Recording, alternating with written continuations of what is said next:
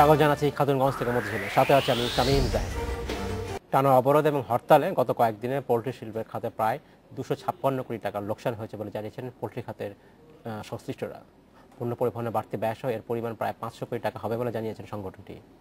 আজ আমাদের আলোচনার বিষয়ে পোলট্রি শিল্প খাত।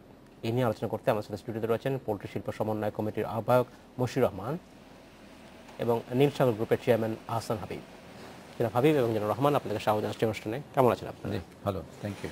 আজ আমরা যখন আলোচনা করছি বাংলাদেশের এই মুহূর্তে চলমান যে রাজনৈতিক সংঘাত, হরতাল এবং অবরোধের ফলে বাংলাদেশের সব ব্যবসারই একটা নেতিবাচক প্রভাব পড়েছে এবং এর মধ্যে আমি যদি বলতে হয় পোলট্রি শিল্পের সবচেয়ে বেশি আঘাতপ্রাপ্ত, কারণ এটা এমন একটি পণ্য নিয়ে আপনারা কাজ করেন যেটা সেন্সিটিভ পণ্য, যেটা একদিনও হয়তো বাড়তি সময় আপনারা সংরক্ষণ করার মতো ক্ষমতা রাখেন না।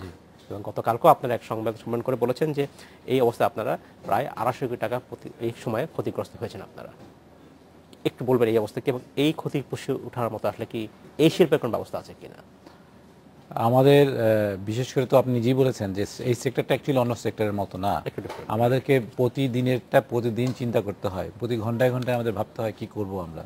সেই জায়গায় যদি আপনার কমিউনিকেশন বাস ট্রাক না চলে তাহলে তো আমরা আমাদের পেরিশেবল আইটেমগুলো দিতে পারছি না। আমাদের বাচ্চা ডেলিভারি দিতেই হবে, আবার বাচ্চাকে আমাদের খাওয়াতে হবে। মুরগিকে আমি ডিম পাড়া বন্ধ করতে পারি না, ওকে বলতে পারি না তুই আজকে ডিম পারিস না, এবং খাওয়া দিতে পারবো না তার কোনো উপায় নেই। কাজে আমাকে খাওয়া দিতে হবে, আবার ডিমটা পারতে হবে, ডিমটা আবার বাজারজাত করতে হবে। কোনো কোনো এলাকায় যেসব এলাকায় এবার সবচেয়ে বেশি স্ট্রং অবরোধ ছিল, গাড়িগুলো চলতে পারেনি, সেসব এলাকায় কিন্তু দেখা গেছে যে ফার্মাররা ডিম বিক্রি করতে পারে নাই, বাচ্চা বিক্রি করতে পারে নাই। অনেকে, আমরা একটা সংখ্যা দিয়েছি যে প্রতি সপ্তাহে প্রায় 20 থেকে 22 লাখ বাচ্চা কিন্তু আমাদের ধ্বংস করতে হয়েছে গত 2 সপ্তাহে। প্রতি সপ্তাহে 20 থেকে 22 মানে প্রায় 44 লাখ টাকা, 44 লক্ষ বাচ্চা ধ্বংস করেছে গত 2 সপ্তাহে। আচ্ছা, আবার আপনি দেখেন খাদ্যগুলো যে আনি আমরা, দেখা যাচ্ছে চিটাং থেকে ঢাকায় আমাদের যেসব ট্রাক আসে 20-25 হাজার টাকায়, সেটা আসছে এখন 80,000 থেকে 90,000 টাকায়। প্লাস আবার ওইখানে প্রশাসনিকও কিছু খরচ দিতে হয়, যে ওই পুলিশকে বলতে হবে আমার প্রোটেকশনটা একটু পার করে দেন আমাকে। এইসব ঝামেলা করে আবার উপযুক্ত দামও পাওয়া যাচ্ছে না, আবার আমরা মেরে ফেলতে হচ্ছে। আবার ডিম কোনো কোনো জায়গায় একটু দাম বেশি, কোনো কোনো জায়গায় অনেক কম, কারণ ওই জায়গায় ডিম কোথাও যাচ্ছে না। আচ্ছা, সেখানে চাহিদা। তো সেই জায়গায় অনেকে প্রশ্ন করতে পারে ঢাকায় কেন তাহলে ডিম আর মাংস পাচ্ছি। ঢাকা হচ্ছে একটা রাজধানী এবং ঢাকার কাছে গাজীপুর সাভার দিয়ে মোটামুটি একটা বড় হাব, কিন্তু এই ঢাকা কিন্তু সারা দেশ না। আর আমাদের পোল্ট্রি সেক্টরটা কিন্তু সারা দেশ ছড়িয়ে। কাজেই এই সেক্টরটাকে বাঁচাতে হলে আমাদের এই রাজনীতির মধ্যে যদি আমরা পড়ে যাই, আমরা যদি অবরোধের মধ্যে পড়ে যাই, তাহলে এটা সম্ভব না। তো কাজে আমাদের কালকেও জানিয়েছি, আজকে আপনাদের মাধ্যমে জানাতে চাই যে আমাদেরকে এইসব সংঘাতের মধ্যে আমাদেরকে না রাখতে, হরতাল অবরোধের ঊর্ধ্বে যাতে আমরা থাকি, আমাদের প্যারিশেবল আইটেমগুলো, খাদ্য আনার এবং মুরগির বাচ্চাগুলো যাতে এবং ডিমগুলো যাতে ডেলিভারি দিতে পারি, যাতে আয়ত্তের বাইরে থাকে। ধন্যবাদ। জনাব আহসান হাবিব, আপনাকে জানতে চাচ্ছি এই যে ক্ষতি হলো, মানে এখন যে গত 14 দিনে বা 15 দিনে যে ক্ষতিটা হলো প্রায় 250 কোটি টাকার মতো ক্ষতি, এই ক্ষতি পুষিয়ে নেওয়ার তো কোনো অবস্থা নাই আসলে? না, এই ক্ষতি আসলে পুষিয়ে নেওয়ার সেরকম কোনো অবস্থা নাই। তবে কারণ আপনি জানেন যে আসলে আমাদের যে এই সেক্টরটা আপনার মূলত নিম্নবিত্ত মানুষগুলোই কিন্তু জড়িত আছে।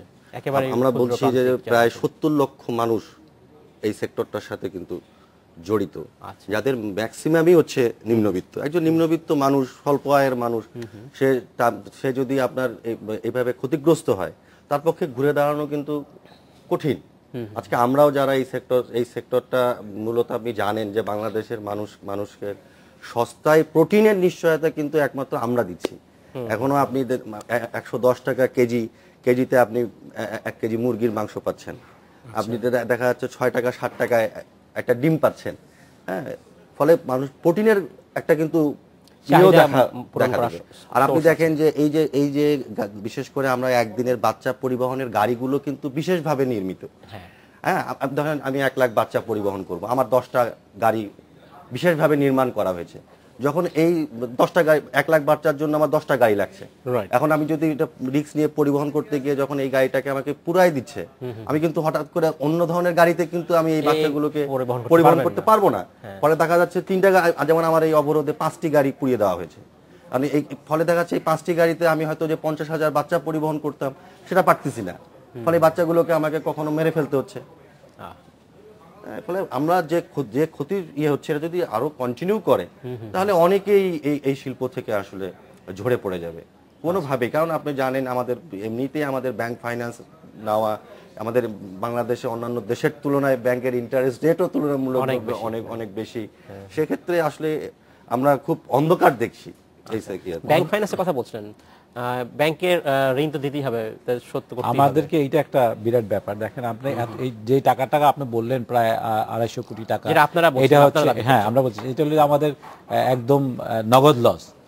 কিন্তু আমি যদি ব্যবসা করতে না পারি আমাকে কিন্তু দিন শেষে বছর শেষে কিন্তু ব্যাংকের ইন্টারেস্টটা দিতে হবে, তার রিপেমেন্ট করতে হবে, পৌর ট্যাক্স দিতে হবে, গ্যাস বিল দিতে হবে, ইলেকট্রিসিটি বিল দিতে হবে, আমাদের ইনকাম ট্যাক্স দিতে হবে। এটা কিন্তু মাফ নাই। আমি একদিকে পুঁজি হারাইলামই আবার ওদিকে দিতে হবে, তখন আমাদের খামারিরা কিন্তু তার ভিটাবাটি বিক্রি করে আবার ব্যাংকের ঋণ পরিশোধ করতে হয়। তদুপরি অন্যান্য দেশ থেকে যারা নাকি বড় বড় কোম্পানিগুলো এই দেশে আসছে তাদের কিন্তু আবার ইন্টারেস্ট রেট 3% ইন্টারেস্টে তারা এই দেশে ইনভেস্ট করেছে, আর আমরা ইনভেস্ট করেছি 14%। তারা বাইরে থেকে ফান্ড নিয়ে আসছে। এইখানেও একটা অসামঞ্জস্য একটা সিচুয়েশন। আমরা কিন্তু তাদের সাথে যুদ্ধ করতে রাজি আছি, ফাইট করে মার্কেটিং করতে রাজি আছি যদি লেভেল প্লেইং ফিল্ড দেওয়া হয়। অসামঞ্জস্যটা কিন্তু শুরুতেই। অন্যান্য সেক্টরে দেখবেন ইভেন গার্মেন্টসও কোনো বিদেশি কোম্পানি চাইলেই কিন্তু এখানে এসে ইনভেস্ট করতে পারবে না। বিদেশি ইনভেস্টমেন্ট আছে, বিদেশি ইনভেস্ট আছে কিন্তু সেটি ইপিজেডের মধ্যে, নট ইন ওপেন স্পেস। যদি থাকেও সেটা হলো জয়েন্ট ভেঞ্চার।